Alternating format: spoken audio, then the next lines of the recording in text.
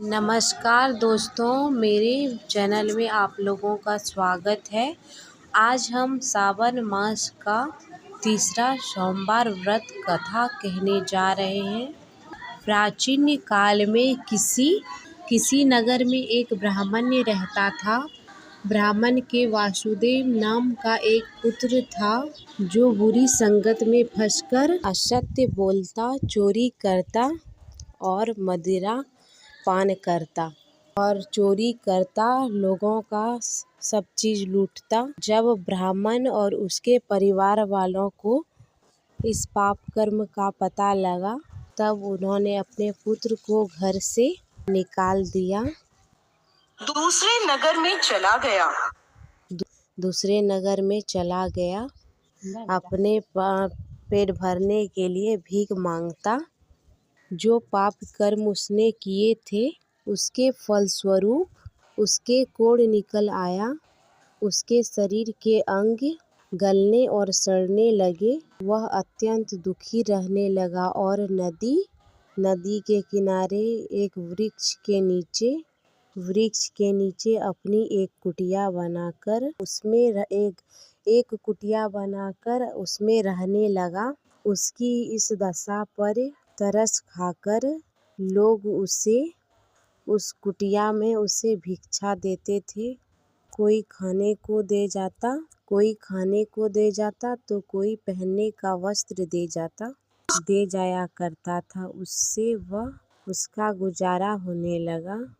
वह हर रोज नदी से जल भर कर लाता और कुटिया के पास मिट्टी पर दबी एक शिला पर रख देता। ऐसा करते समय कुछ जल उसके मटके से उस शिला पर गिर जाया करता था। एक समय की बात, जब वह नदी से जल भर के लाया और शिला पर रखा, तभी उसके प्राण निकल गए। उसी समय उसे यमदूत ले जाने लगे। तभी आकाश से एक सुंदर विमान आया। उसमें से शिवदूत आए और यमदूतों से बोले, आप इनको नहीं ले जा सकते। यह नरक का नहीं, शिवलोक का अधिकारी है। यमदूत ने कहा, इसने सारी उम्र बहुत से कुकर्म किए हैं।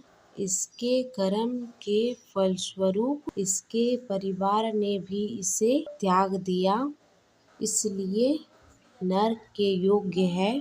यह सुनकर शिव के दूत बोले, इसने भगवान शिव को जल अर्पित किया है।